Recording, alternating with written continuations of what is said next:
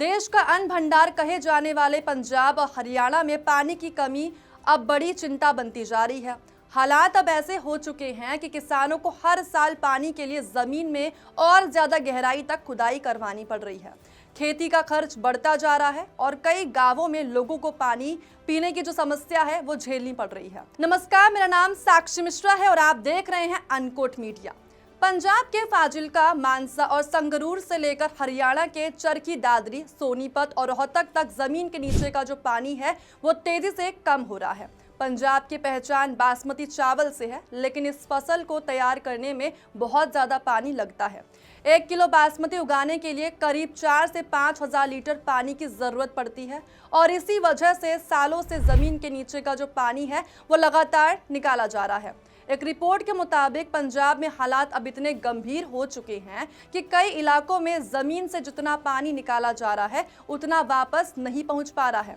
यही कारण है कि बड़ी संख्या में इलाके खतरे की रेड़ी में पहुंच चुके हैं। मानसा और संगरूर के किसान बताते हैं कि पहले जहां कम गहराई में पानी मिल जाता था, अब पानी पीने के लिए जमीन में कई 100 फीट नीचे तक खुदाई करनी पड़ रही है।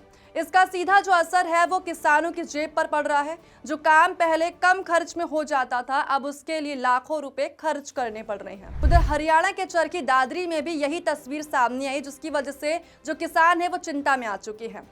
कई गांवों में पानी की वजह से कई गुना ज्यादा गहराई तक खुदाई करनी पड़ रही है। किसानों को इस बात का डर है कि अगर यही हालात रहे तो आने वाले समय में खेती करना और ज्यादा मुश्किल हो जाएगा। इसके साथ ही सोनीपत के कई इलाकों में साफ पीने का पानी लोगों की बड़ी समस्या बन चुका है। वहीं रोहतक की बात की जाए तो रोहतक में कुछ जगहों पर पानी इतना खारा हो चुका है कि वह ना पीने के काम आ रहा है और ना ही खेतों में इस्तेमाल हो पा रहा है। इसके साथ ही सरकार का कहना है कि पानी बचाने और उसे दोबारा जमीन में पहुंचाने के लिए कई योजनाओं पर काम किया जा रहा है, लेकिन साथ ही एक्सपर्टीज का मानना यह भी है कि अब सिर्फ योजनाएं काफी नहीं है। जरूरत है कम पानी वाली फसलों को बढ़ावा देने की, पुराने तालाबों और जल स्रोतों को फिर से जीवित करने की और पानी की एक एक बूंद बचाने की, क्योंकि यह सिर्फ किसानों की समस्या नहीं है, बल्कि यह हर उस थाली से जुड़ा सवाल है जिसमें खाना पहुंचता है।